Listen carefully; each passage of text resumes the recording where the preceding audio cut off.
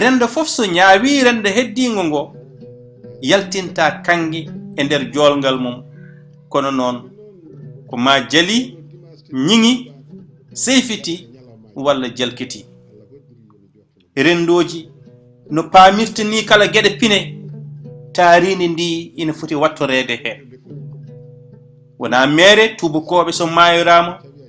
mbiyata ma ko feu kaari manam jeyge kaari enen so en mayirama so eɗen duwo mbiyen yo Allah ɓuɓno ƴiye makko moni hen fof so namdetama dalila mum ma taw dalila o ina yowiti e renno ngo wuuri ngo kono kala ko rendo waɗi kongo wawi wonde fof ongo jogani ɗum interprétation woni ko mbiten facciro koye on fannu pamraten garangal tubakoɓe pele mumen gadani e nder Afrique ɓaleri kolliri tawani ɗo e Afrique yimɓe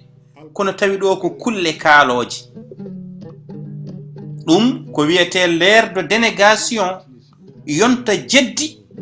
arino momtude kala ko tawno ɗo beela ina aawa hakkilantagal kesal lowo ɗum e hakkillaji jaaduɗi e fina tawa tago Allah ngo woni la nature ndende dey wona yimɓe cuuneji mbaɗi ɗum e nder tubakoɓe ala ko ɓen ɓe mbiyata ɓe anduɓe ko ɓen dallini ngam rokkude sababu godangal jimadi macungagu dahgo e kala bonandeji pawadi e ɓalejo kono hade on yonto jeddi arde ni woni l'aire de délégation nelaaɓe tubakoɓe adiɓe tellade e nder Afrique e timo jangude rendoji men ƴewde holno paamirtoɗen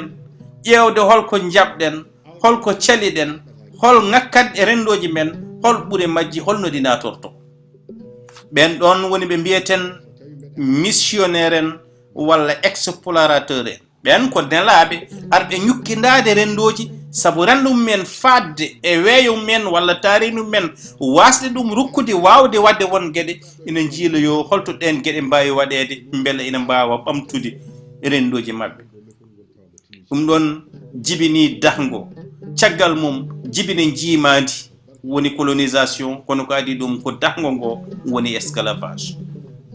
Mango Park Savorgna do Brazza René Caillé Denis Diaz e woɗɓe waɓene mabɓe ni pawino pele mumen gadani e nder Afrique yidde famde nesuji men ko bindi mabɓe ɗiɓe nawtuno jibini ko wiyete ko esclavage caggal mum la colonisation sen jangguitimo rendoji men hande ma en paam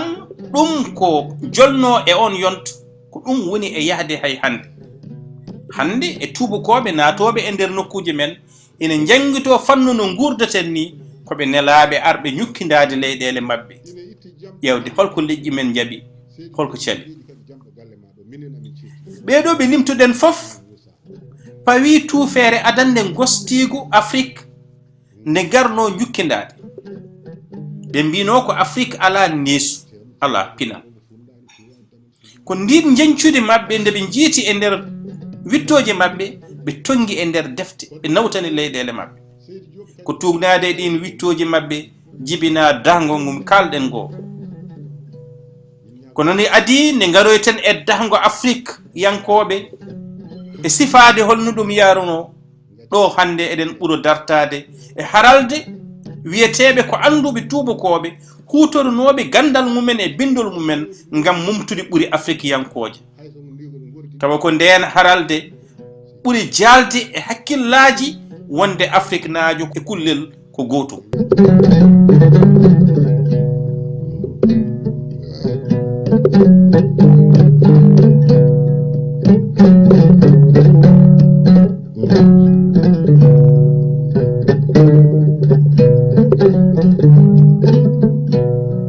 eɓe jogii gando mabɓe mboɓe mbiyata Lévi Boule so en pindini Lévi Boule e ɗoygol mum bindunoɗo la mentalité primitive enen poti namdetademo beela so wurti hande omo refta e ɗen ɗon ƴettoje ɗe o ƴettino Afrique walla ala walla ƴeew yen Newton Newton wasani darade nden darnde nde habri Afrique alana dartol hade garangal tubakoɓe sabo e wiide makko dartol fuɗɗi ko nde bindol fuɗɗi jaalade. So wona Liverpool, so wona Newton, mataw ko Arthur Gobineau. Arthur Gobineau e nder deftere mum wietende essai sur l'inégalité des races humaines windi wonde Afrique naajo kullago mum winda koye nder terɗe mum kormorde. Lucien Liverpool e nder mentalité primitive mo kalnaɗen o deftere windande 1921 walla mentalité prélogique wi ko hakkilantagal ko geɗal boɗejo hollirde wonde won gande ko boɗejo tan wawi ɗum huutorade ɓuri tengtude noon e gande biyeteɗe la science woni gande luggi.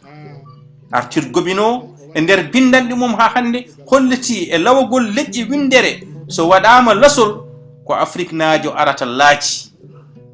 O wi ala ni ko serdimo e kullel koye deftere makko essai sur l'inégalité des races humaines. ɓeɗo fof e nder haalaji men Hegel nukki hen jayge. Hegel philosophe gandaɗo tugnorteɗo to banggue ko woppiri aduna o e kongi e bindande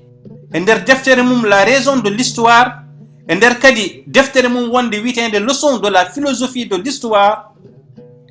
wonko haaɗi. Kanko Hegel o wi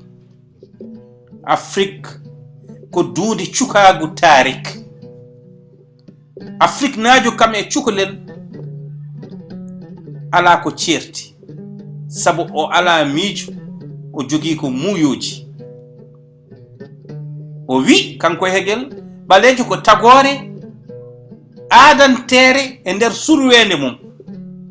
O wi fayida Afrique naajo ɓaleejo tan ko sa ƴeewimo ma waawa andirde mo holno neɗɗo wano hanki hade neɗɗagal wodde. O jokki kanko Hegel e nder ɗeɗo defte ɗe kalaten woni la raison de l'histoire walla la leçon de la philosophie de l'histoire. O wi Afrique e mbaadi kuufti dindi ko nokku nattuɗo e hoore mum ngati e salade yaltude e nden ɓittende. Ndeɗo duude ala fayida to bangal dartol mayre. Fayida mayre tan ko eɗen mbawi jangude e mayre no aade siforino e yonta candalagal e wemjede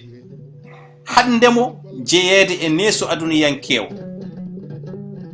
O wi Afrique ko nde leydi kanŋe kono nattitde e nder mum leydi cukagu ndi ganduɗa nana yooli e niɓɓere jammagu e sahande dartol aduna woni e naage e hoore. Hegel mbo tubakoɓe parnorto enen e koye men mbo jangaten e nder duɗi eɗen parnoro. O wi aade e nder Afrique ko tagore joni joni. Neɗɗo so yiɗi wonde neɗɗo ko ma salo jebbilade e tago fina Allah ngo. Kono ɗon ɗo omo seŋi e no o tagirani yo faam ko o dawal gadanal e gurdam ko muuyo fittano makko ɗowatamo. O wi ɓaleejo ko natal aade e nder candalagal e bonnedagal. So eɗen jiɗi faamdemo kanko ɓaleejo alay sago mbasen dardemo e fannu no boɗeje dardate ni walla no dardata ni. So eɗen jiɗi faamdemo en goppat kala ko ina wiye teddungal e neɗɗagal ko hono noon wiyeteɓe fulɓe, ko hono noon wiyeteɓe mandinkoɓe hoɗɓe e dow tule Sénégal e Gambie. ɗum ɗo fof ina tawe e nder deftere nde anduɓe tubakoɓe windi wiyetende dictionnaire anthropologique. taw rendini ko anduɓe hewɓe jaɓɓe settude kuɗe mumen ngam haalde Afrique haala bonko. Nde ɗo toɓɓere adande ko yidde hollirde wonde e nder dartol innama aade kala nde ñaawi innama aade bandum ñaawirta ɗum ko pinal mum, ñaawirta ɗum ko iwdi mum, ñaawirta ɗum ko gonka mum. Kala kadi nde o ñaawiri ɗum neɗɗo on ɗon so ñaawi ɗum o famɗinat ɗum o faw pinal makko e dow pinal on ɗon.